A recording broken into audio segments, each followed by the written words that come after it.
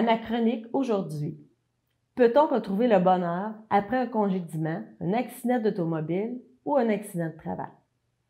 En 24 ans de pratique comme représentante du cabinet Milune Milune Inc., avocat et CRHA, j'ai dû faire face à plusieurs personnes en détresse. Nous recevons toujours à nos bureaux des gens qui vivent une période très difficile dans leur vie, soit parce qu'ils viennent d'être congédiés ou qu'ils ont eu un accident d'automobile ou un accident de travail. Lorsque ces gens se présentent à notre bureau, ils sont souvent en état de crise, et ce, pour les raisons suivantes. Prenons le cas d'un congédiement. Lorsqu'il y a une perte d'emploi, cela est très douloureux pour l'employé. C'est un traumatisme violent. Ces gens vivent un choc. C'est un peu comme s'ils perdaient leur identité.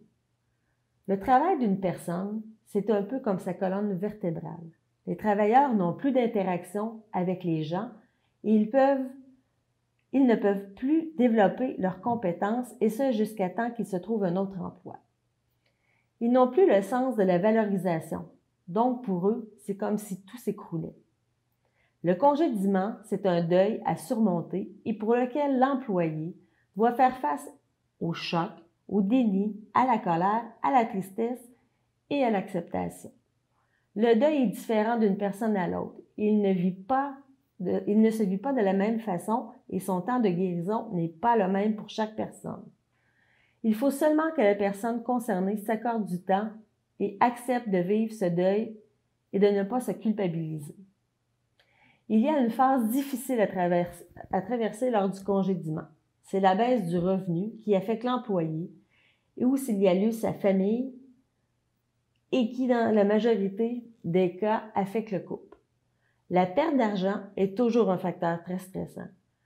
Après avoir rencontré des anciens employés qui avaient été congédiés et qui étaient déjà venus nous rencontrer à notre bureau, et après discussion avec eux, la majorité s'était retrouvée un nouvel emploi et il était très heureux. Ce changement d'emploi leur apportait le nouveau défi et la plupart m'ont dit que finalement, c'était pour le mieux. Il était pour la plupart plus heureux qu'auparavant. En ce qui a trait à un accident d'automobile ou un accident de travail, le physique et le psychique est souvent grandement affecté chez les accidentés. Il y a un certain nombre de personnes qui restent avec des séquelles temporaires ou permanentes, soit au niveau physique et ou psychique. Les gens qui restent avec des séquelles permanentes vivent souvent avec de la douleur chronique et doivent prendre de la médication qui parfois nécessite une certaine adaptation, car ce n'est pas tous les médicaments qui conviennent à l'accidenté. C'est ce que l'on appelle du cas par cas, car ils doivent en essayer plusieurs parfois jusqu'à temps qu'ils tombent sur celui qui leur convient. Il arrive dans bien des cas que la personne prenne du poids à cause de l'antidépresseur, ce qui n'est pas facile autant pour l'homme que pour la femme. Mais le mieux est de se soigner et de tenter d'ajouter l'exercice à notre quotidien pour notre santé mentale et pour le poids. Très souvent, les accidentés doivent avoir recours, à cause de leurs blessures ou de leurs douleurs, à des traitements appropriés à leur cas, tels que la physiothérapie, l'ergothérapie, l'acupuncture, l'ostéopathie, kinésiologie, psychologie et parfois jusqu'à la psychiatrie.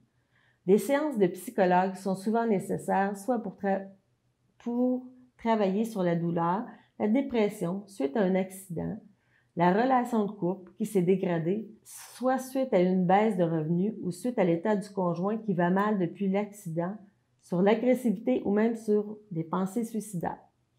Également, plusieurs consultent suite à un choc post-traumatique, suite à un accident, exemple, choc suite à un accident d'automobile, donc ne plus être capable de reprendre la route ou ne plus vouloir conduire, soit lorsqu'il neige ou pleut abandonnant. Il y a aussi l'exemple d'un employé qui aurait vu son bras rester coincé dans une machine. Les accidentés qui restent avec de la douleur chronique peuvent avoir accès à la clinique de la douleur chronique qui est là pour la gestion de la douleur. Je vous réfère donc à l'Association québécoise de la douleur chronique pour bien comprendre leur mission d'améliorer la condition et de réduire l'isolement des personnes atteintes de douleurs chroniques au Québec. Après avoir interviewé des accidentés de la route ou du travail, voici leurs commentaires. Monsieur X me dit que cela a été très long avant de retrouver le bonheur, après son accident de travail, car les démarches sont très longues au niveau juridique. Durant les dites démarches, M. X a vécu du stress, des moments de colère à cause de la baisse de revenus, de sa condition physique et psychique et de sa douleur. Il a dû aller voir des spécialistes pour obtenir des expertises médicales. Le stress d'être confronté à la justice était un atout très négatif dans son cas. De plus, il a fait une dépression, il avait des idées noires, il a dû aller consulter un psychologue, il avait de la difficulté à dormir. Finalement, M. X a gagné sa cause et cela était très valorisant dans son cas après toutes ces années. Le plus difficile pour lui, c'est qu'il m'a confié que c'est très difficile de retrouver une vie normale après un accident de travail. Par contre, il m'a dit qu'avec les années, oui, tu peux retrouver le bonheur. Ce qui l'aide énormément, c'est d'être entouré de ses petits-enfants et de pouvoir les voir vieillir. Par contre, il ne pourra jamais rattraper les années qu'il a perdues. Mais pour être heureux, il faut s'attacher au petit bonheur, comme voir grandir ses petits-enfants et les prendre dans ses bras.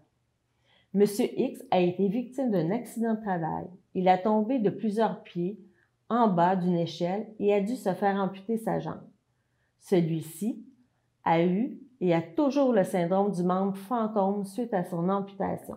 De plus, il vit avec une douleur chronique. Il a dû aller consulter psychologue et psychiatre. Celui-ci m'explique avoir perdu confiance en la CNESST et se sentir très isolé. Il est aux prises avec un choc post-traumatique.